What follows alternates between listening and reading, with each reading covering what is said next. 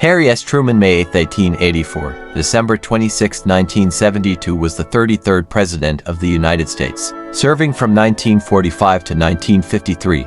A member of the Democratic Party, he previously served as a United States Senator from Missouri from 1935 to 1945 and briefly as the 34th Vice President in 1945 under Franklin D. Roosevelt. Assuming the presidency after Roosevelt's death, Truman implemented the Marshall Plan in the wake of World War II to rebuild the economy of Western Europe and established both the Truman Doctrine and NATO to contain the expansion of Soviet communism. He proposed numerous liberal domestic reforms, but few were enacted by the conservative coalition that dominated the Congress. Harry S. Truman was raised in Independence, Missouri, and during World War I fought in France as a captain in the field artillery. Returning home, he opened a haberdashery in Kansas City, Missouri, and was elected as a judge of Jackson County in 1922. Truman was elected to the United States Senate from Missouri in 1934.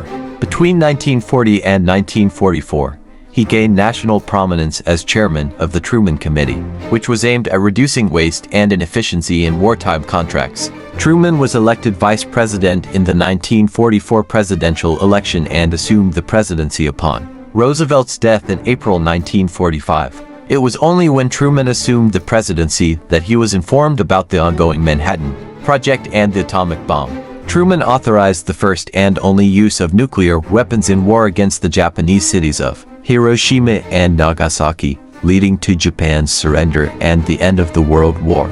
Truman's administration engaged in an internationalist foreign policy by working closely with Britain. Truman staunchly denounced isolationism. He energized the New Deal coalition during the 1948 presidential election, despite a divided Democratic Party, and won a surprise victory against Republican Party nominee Thomas E. Dewey that secured his own presidential term.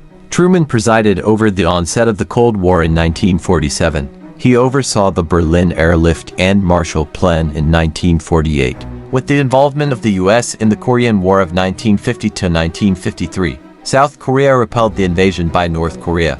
Domestically, the post-war economic challenges such as strikes and inflation created a mixed reaction over the effectiveness of his administration. In 1948, he proposed Congress pass comprehensive civil rights legislation. Congress refused, so Truman issued Executive Order 9980 and Executive Order 9981, which prohibited discrimination in federal agencies and desegregated the U.S. Armed Forces.